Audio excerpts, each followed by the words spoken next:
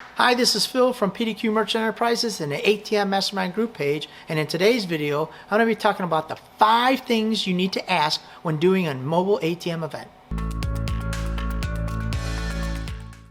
Always remember, here at PDQ Merchant Enterprises and the ATM Mastermind Group page, we buy your freedom back one transaction at a time. Please join our ATM Mastermind Group page that's free to join for like-minded individuals just like yourself who want to learn a little bit more about the ATM business and be in a community of other ATM business owners. We also have the ATM A to Z book that teaches you from A to Z how to be successful in the ATM business. I took over 20 years of experience, put it in this book, and this will help you through your ATM journey. We also have the ATM A to Z course that teaches you from A to Z how to be successful in the ATM business. We got over 80 videos that teach you everything and anything you need to know. We have vault cash agreements, we have service agreements in there, we have mobile ATM agreements in case you want to do a mobile event, and we also have a location agreement, so it'll solidify your relationship with your location owner to keep you in the game long after somebody else has tried to bump you out. So without further ado, we're going to talk about the 5 things you need to know when getting an ATM mobile location.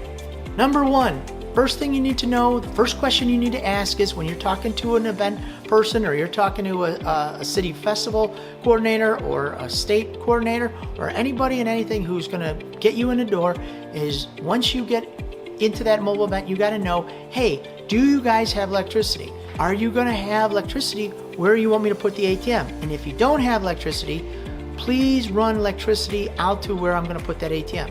Now, I've seen a lot of people, well, not a lot, but a few, they came up with some creative ways to get their ATM to have electricity. I've seen amazing, somebody created a couple batteries in an ATM. I've seen other ways to get electricity to the ATM, and you know what? That's all great.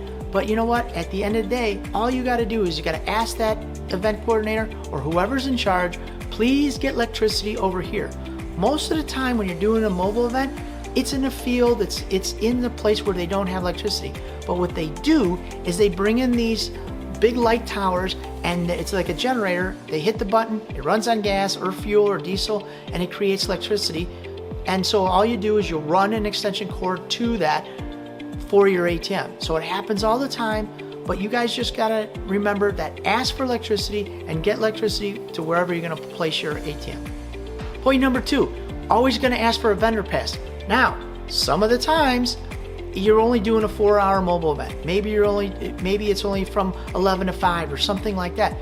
Not necessarily gonna need a vendor pass. But if you're doing a multiple day event, or it's gonna open from 9 in the morning and it's gonna go to 1 o'clock, there will be a need for a vendor pass. Phil, what's a vendor pass? Here's what a vendor pass is.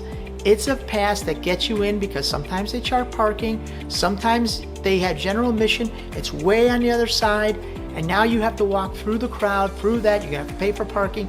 You don't want anything. You wanna get a vendor pass that'll get you in close to the event where the vendors come and go. Sometimes it gets you in the back of the event, and now this enables you to be inconspicuous and go into the event in case you need to fix it. Sometimes, you know what, you might not guess how much money to put in there. You might have to add money, and you want to make sure that you're low-key getting in this event. That vendor pass will help you get into that event in case you need that.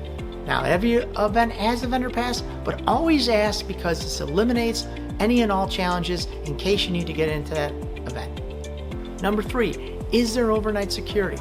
Now, why do you need this? Well, if you're doing a multiple day event, then you know what? You're going to have to make a decision. Do I leave the money in the ATM? Do I take the money out at night? And what does that look like? Who's going to be the security? Do they have guns? Is it a couple old guys? Who is it? And what are they all about? Most of the time, you're going to figure out that, you know what, it's retired police officers or off-duty sheriffs or things of that nature. That's who's helping out with the event. If you're doing it in a city, most of those guys are municipal guys. They're the city police, and they watch the property at night. They walk the property to make sure nothing gets stolen.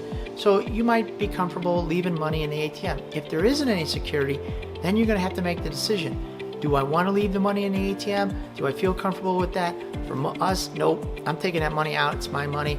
That way it ensures my money doesn't get stolen, the ATM doesn't get damaged, we leave the door open, and away we go. So you will have to make ssure that if we're doing a multiple day event, who is watching my ATM? What is the level of security? Do I feel comfortable in doing that? Because if you don't, then you will have to take the money out at night, which means you'll go there in the morning, put the money in. At night, when the event is almost over, you're going to walk in and take the money out, and therefore you're ensuring that you don't get robbed during the course of that mobile event. Number 4, how many people do you expect to be at the event? So why are you asking that? Because you got to know how much money to put at the event. Is it going to be multiple days? Is it one day? How many people? Sometimes the event says, oh, I'm expecting 100,000. That's 100,000 over the course of 4 days. So you break that down, 25,000. Usually the first days are slower and the end days. Sometimes when we get into summer, a lot of the events, they have fireworks the last day, kind of the grand finale. That's always a big draw. So that day is going to be bigger than the first few days. So you got to ask how many people are in the event. That way you can gauge how much money to put in the ATM and what does it look like. That's why you always ask, how many people do you expect at this event?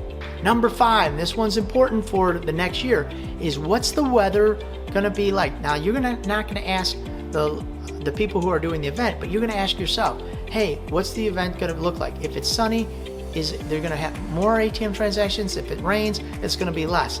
And then what you want to do is you also want to document. So when you do your printout at the end, how many ATM transactions did I do? You always want to label on there if you're doing a multiple day event. Okay, I was there Thursday, Friday, Saturday, and Sunday. Sunday they had fireworks. Thursday was sunny and 75. Friday it rained all day. Saturday was gorgeous, 82, perfect skies. You want to figure that out because next year when you come back, you want to try to gauge how much money did I put in last year. Well, I put in $100,000, but it rained on 2 of the days, and then Saturday and Sunday they went through a ton of money. So you can gauge how many transactions they do, what's the actual vend per vend did they take out? Did they take out $60, $80, $200? What did they take out? So you can gauge and you don't get caught what I would call with your pants down and you don't know what's going on. So you want to be a professional and you want to know what the weather was like during the course of that event. So next year when you do that event, you're well planned out for that. Always remember to like and subscribe our YouTube channel. Please share that with any and all of your friends. Also, don't forget to comment down below if you guys like this video and you want us to make more, or you had a question about this video and we can answer that. We answered any and all of your questions. Also remember we have the ATM A to Z course that teaches you from A to Z how to be successful in the ATM business. We got over 80 videos and coaching that'll help you through your ATM journey. So without further ado, please join the ATM Mastermind group page. That's free to join for like-minded individuals just like yourself. And thank you guys very much. I'll see you over at the ATM Mastermind group page. Thank you.